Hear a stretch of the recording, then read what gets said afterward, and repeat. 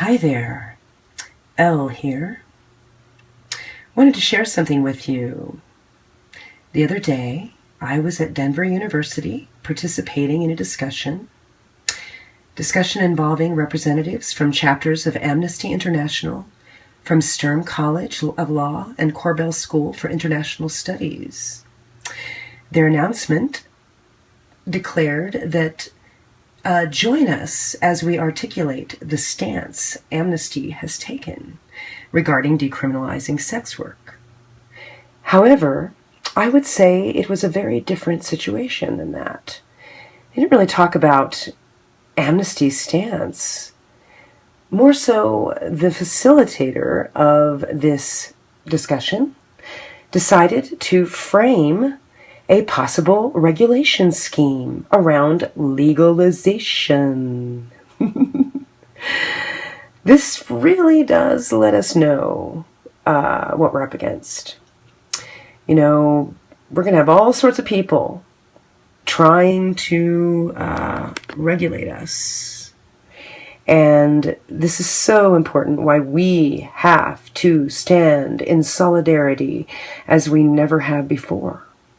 And get past a lot of this petty silliness and get the training we need to be able to handle the various obstacles and situations which we are facing in terms of organizing. And really coming together as a community. The time is now. Pay attention to, you can hear me breathing. The more he talks, the heavier my breath.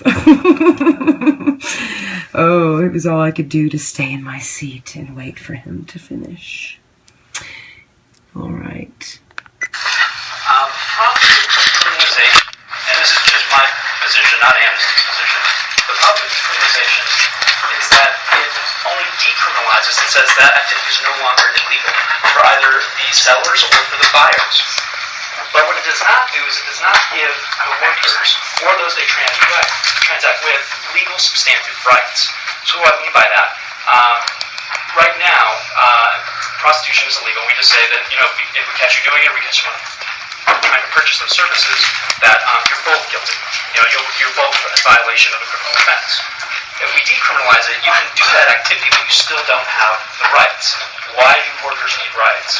Well, the idea is we want to not only protect them from being exploited through human trafficking and other associated activities, but we want them to have the same legitimate rights that any other person in the business industry would have. So that means contract rights, employment rights, all kinds of other areas of law that they should have, that other workers have in other industries, that we would like to pass on to them. So that's the difference. With legalization, you're giving them those extra substantive legal rights that they otherwise would not have if the activity was just decriminalized. It's kind of analogous actually to the cannabis movement here in Colorado. We've decriminalized it, but we don't yet have legal substantive rights for the cannabis industry. And it creates a number of issues with contractual problems not being enforced, with financing issues, things like that.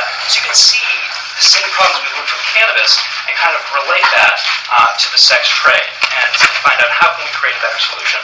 So basically what I want to do is help frame the conversation and then hear your views on how we should move forward, how should we address this.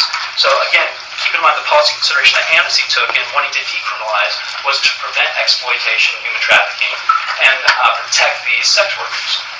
But where they went, and that was great, that's fantastic, right? It's a lot better than just keeping it illegal, forcing them into the black market, forcing them into the shadows. But we could do better. They set the bar here, but we could have gone a little further and said, why not legalization? Why not give them the same substantive legal rights that other legitimate business actors have? Get past, the moral stigma associated with that.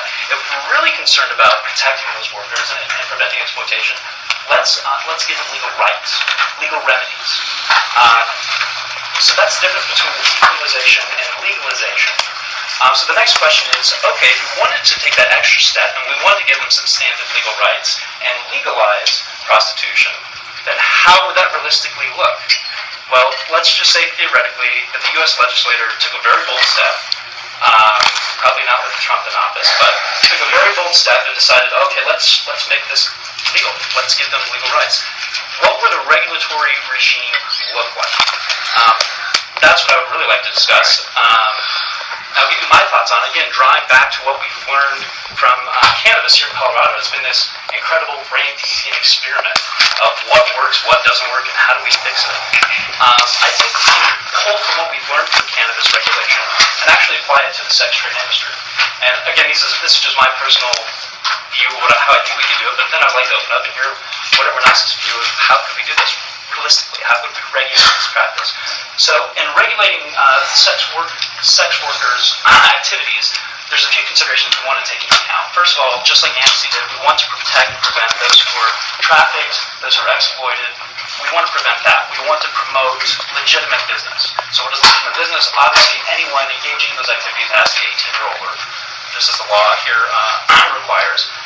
But aside from preventing that exploitation, we also want to give them those legal, like we said, substantive rights where they can sue someone. You know, if they can enter into a contractual agreement, because if you think about it, that's a transaction right. No different from you going and buying milk from the grocery store. It's a transaction. If the deal goes bad, you know, they need to have legal remedy. They need to have legal recourse. They should be able to sue. They should be able to enter into, you know, leases with property owners, which right now they may not be able to just based on the activity, right? It's outright criminal. Employment issues. If there's more than one sex worker working together in what we call brothel, they should have employment rights too. But right now they can't. So these are all things you need to take into account: is the position of the sex workers, the position of those who like to transact with them, and then also there's a public health consideration as well. We want to prevent the spread of disease, of sexually transmitted diseases in our communities, right?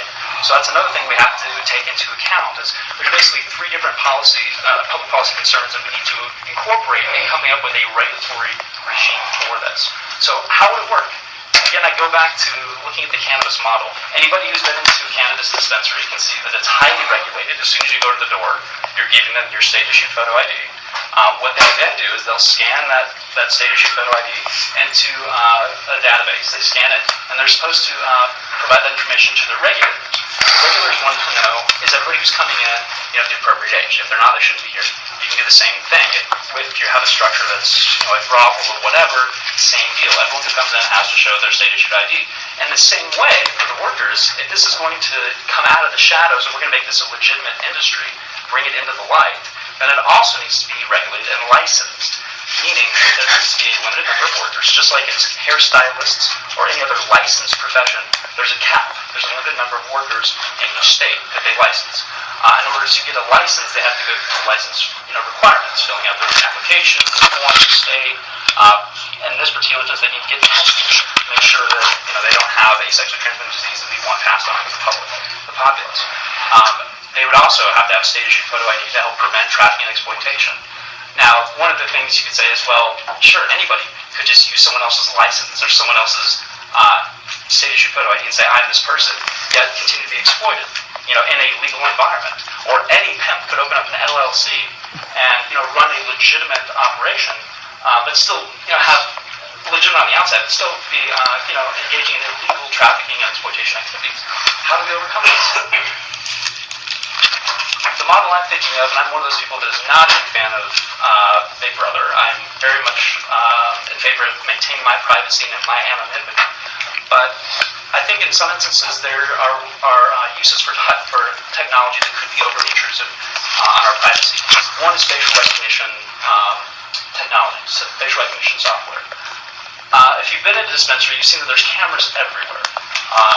This is partly for the dispensaries to stay compliant with all their regulatory requirements. They want to document who's in there, are you the right age, what goes on in there, access to, you know, materials, things like that. Well, in a sex workers context, obviously you can't have cameras in there where they're transacting, right? No, that's not going to work. But you can in a lounge area or a common area where everyone's entering into. The way I foresee this working is if everybody has state-issued ID, the workers and those coming in, and there's cameras everywhere, why not use facial recognition software to ensure that every female owner, or male worker is, every sex worker in there is licensed, is accounted for, and if they're not, a immediate red flag goes up and a notification, hey, we've got someone accounted for in there, check it out. Likewise, for the buyers, everybody has to be scanned in the system. if somebody shows up walking around in there who's not scanning the system, that could, would have red flagged a wow. This person could be involved in, exploitive or trafficking activities. Is it out there? Yeah, it's out there. But I'm trying to think of, again, how do we prevent exploitation of human trafficking? How do we protect the workers? And how do we regulate this? It's a very different, very difficult business to regulate. But how would we do this with protecting everyone's interests? So anyways, that's kind of my vision of just trying to draw in from what we learned in the cannabis industry. I'm completely open to what everyone else wants to hear.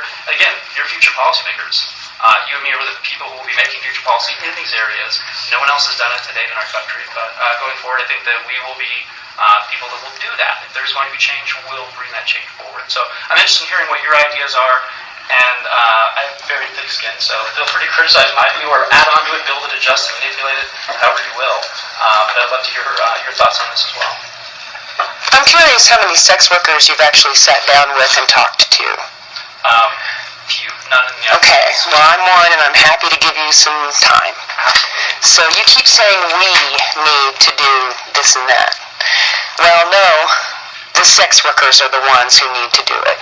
And once we have decriminalization, then we will be able to safely organize and be able to create the policies that we want and that we understand would be best for our community.